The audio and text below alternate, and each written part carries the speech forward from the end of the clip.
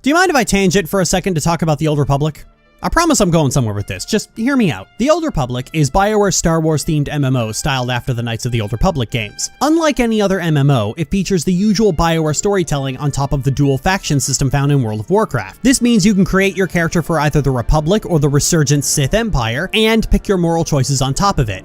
And the kicker is that going too far in one direction on the morality chart doesn't make your character switch sides, so a dark side Jedi won't betray the Republic to join the Sith. Now, the Republic and the Jedi have always been a den of corruption as far back as the original trilogy, so this isn't really a new concept. What did turn people's heads, however, was the fact that this also applied to the Sith. You can play as a Sith and make morally good choices. This is something Star Wars has never done. While Light Jedi, Dark Jedi, and Dark Sith were common and omnipresent, this was wholly unique to the Old Republic. So naturally, I was all over that like Lizzie on black fabric. I went in expecting to not get much, just a Sith who didn't bother killing subordinates for failure, and not much beyond that. I was not prepared for just how good it would actually be. Fine. The Master will grant the slave's last wish. The Emperor calls for your death. Attack me if you dare. I was never, nor shall I ever be, your slave. You see, it's a common joke in BioWare games that the quote-unquote evil options are laughably cartoonish, often amounting to little more than "Rawr, kill everything." That's also the case in the Old Republic, but when you're playing as a Sith, it's a lot less noticeable because, well, this is what Sith do. Killing random people for no other reason than because you can and there's nothing they can do about it is something Sith are well known for, and most Sith NPCs you encounter actively encourage you to behave this way. Showing mercy to people even as early as the starting quest will be something that other characters will regard as peculiar, even being surprised that it works. The fact that the Sith are a thinly veiled fascist empire in space isn't lost on the writers of the Old Republic, and you might think that in a game like SWTOR they would dial that down and rewrite the Sith Empire to be less nakedly fascist in order to make people more comfortable playing it. They don't.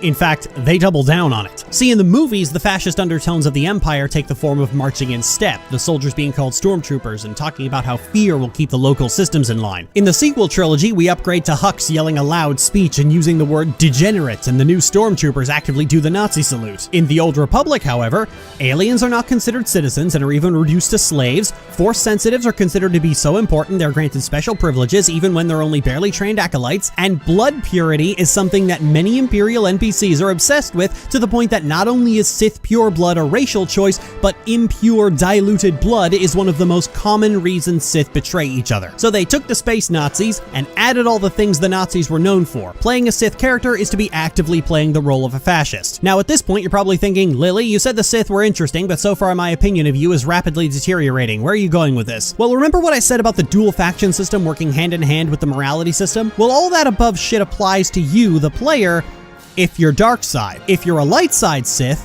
the fundamental theme of the story is all this shit is fucking us hard. If one man can thwart the Empire, how do we show our faces in public? As a light side Sith, you frequently work with the Jedi to accomplish your goals, and in many cases you have interactions with the Jedi that make them fundamentally question everything they've been led to believe about the Sith. You actively quash people who are obsessed with purity of blood, hold acolytes accountable for their rampant murder frenzy, treat prisoners of war with respect, and by the time you come to Ilum, you actively encourage the acceptance of aliens into the Empire, and even get to force choke a dipshit racist who objects to it. And you, I did not request your help so that you could bring aliens into the Empire. Speak to me again in that tone.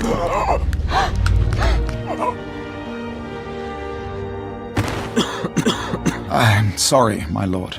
The two Sith classes you can play as complement this idea. The Sith Inquisitor is a slave considered to be of impure blood allowed onto Korriban only because they're Force sensitive, and from the moment you set foot onto the planet, the sneering disdain that the purebloods have for you is immediately apparent. While the Sith Warrior actually is a scion of some ancient Sith bloodline who enjoys some of the highest privileges in the Empire, and who nonetheless rolls their eyes at all this master race nonsense and at the privileges that they have benefited from. In fact, the Warrior stands in direct contrast to the Inquisitor's main rival on Korriban, Fawn Alth. Like the Warrior, Fawn is a scion of a prominent Sith family who enjoys special treatment at the hands of a prejudiced overseer who deliberately rigs the various tests to help him succeed. Like a dark side warrior, Fawn is quite proud and dismissive of his social inferiors, killing one with Force lightning just to show off, and certainly has the raw power to back it up. However, unlike the Warrior, whose trials still test their abilities and whose skill and power are backed up with a strong work ethic and genuine bravery, Fawn is very lazy and never really improves as a result of his soft, easy trials. One of the story threads for the warrior involves drawing a Jedi Padawan out of hiding by going after her parents. You discover that they're lowly servants on Alderaan, and in an attempt to wound the Padawan's heart, you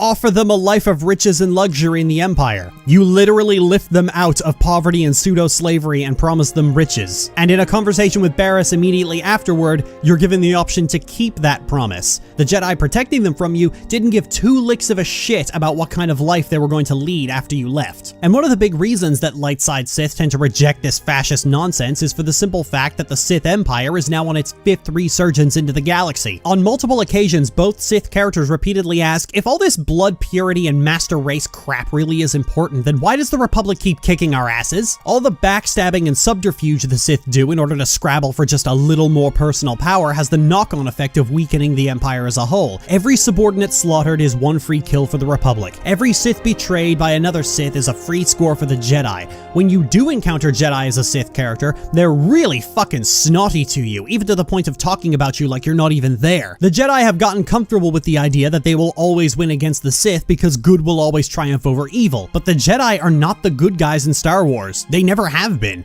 They only beat the Sith so often because the Sith do most of the work for them. The Sith Warrior's storyline involves a major character who's been doing nothing but scrabble for power for decades and even tries to supplant the Emperor himself. Darth Malgus is one of the few Sith who recognize that the attrition rate that all this master race nonsense creates ultimately makes the Empire weaker. The thing they believe makes them stronger is actively fucking them over at every possible opportunity. The Sith storylines are an ultimate refutation of fascism and racist policies on a very practical level, one that you get to take part in. It's not just that it's hideously evil to behave this way, it's actively fucking you over in the process. You play as a character who benefits from caste systems the Empire has put in place and still decide to tear it all down anyway. Why? Because your character actually cares about the Empire and doesn't want to see it destroyed by the Republic. Again. Personal power doesn't mean anything if you keep losing. It's ultimately true patriotism that leads to your character abandoning the systems that have benefited them personally and working to make the Empire better. This is ultimately why your character doesn't become a Jedi and join the Republic. They don't believe in either of those things, and while working with the Jedi on several occasions, they fundamentally reject their passive philosophy. It seems that in the Sith Warriors case, they don't even believe in democracy itself. In Knights of the Fallen Empire, you get to have a conversation with Arik Jordan about how Chancellor Suresh has effectively become a dictator in the Republic. The Republic I signed up to protect doesn't exist anymore. We gave the reins over to people who don't care how we win. Just as long as we do, Suresh is all but a dictator now. Don't you pride yourselves on keeping all the power out of the hands of one individual? Not enough politicians with the spine to stick to their principles when it really mattered. Suresh and her puppet chancellor have everyone convinced the state of emergency requires executive action. She and her top brass just push through whatever suits their interests. Never thought I'd miss bureaucrats butting into military matters. But what we gained in efficiency, we lost in soul. A war won't wait for you to tally votes, and it doesn't care if you can't reach a consensus. Someone still has to answer for those decisions at the end of the day. By the way, you get to meet Chancellor Suresh later when she attempts to kill you to seize control of the Alliance.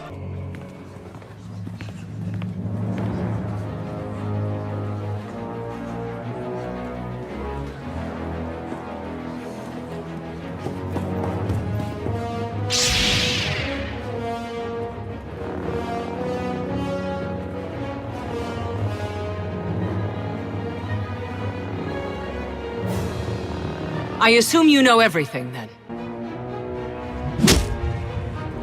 I'll take that as a yes. It doesn't matter. The Alliance needs a leader like me. I saw an opportunity and I took it. I won't apologize for that. We are well beyond apologies. What do we do with her? Execution, I expect. It's what Valen would do. It's what I would do. And it's exactly what you deserve.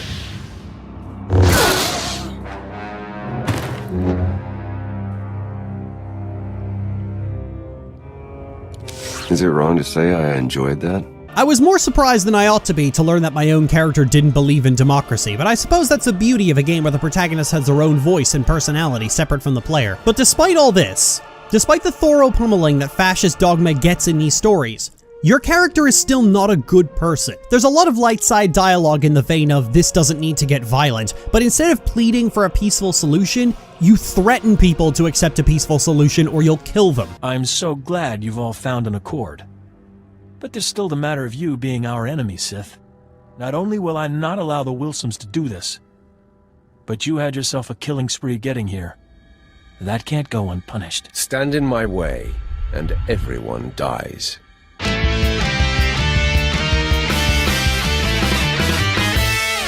Quote-unquote good choices are either conniving, manipulative, or just flat out exploiting the fact that you have a lightsaber and they don't. Oftentimes it's little more than keeping your word to not kill people. You get given light side points for actively choosing not to murder. There's actually one instance where you break into a ship that was tailing you and a Jedi on the holocom asks that you show the ignorant crew mercy. The light side option is little more than gesturing to them to run. The writers accepted the reality that even a well-intentioned character who has been in this environment since birth is not going to suddenly become a loving flower child just because they've realized that master race philosophy is a destructive and self-defeating delusion. The writers went in with the idea that if a player has elected to play a Sith and make light-sided decisions, they are not some mouth-breathing idiot who obsessively needs to be able to root for the main character, and so they're not going to be opposed to a villain protagonist or even just a protagonist who is ruthless. So they didn't woobify the space totalitarian. Share.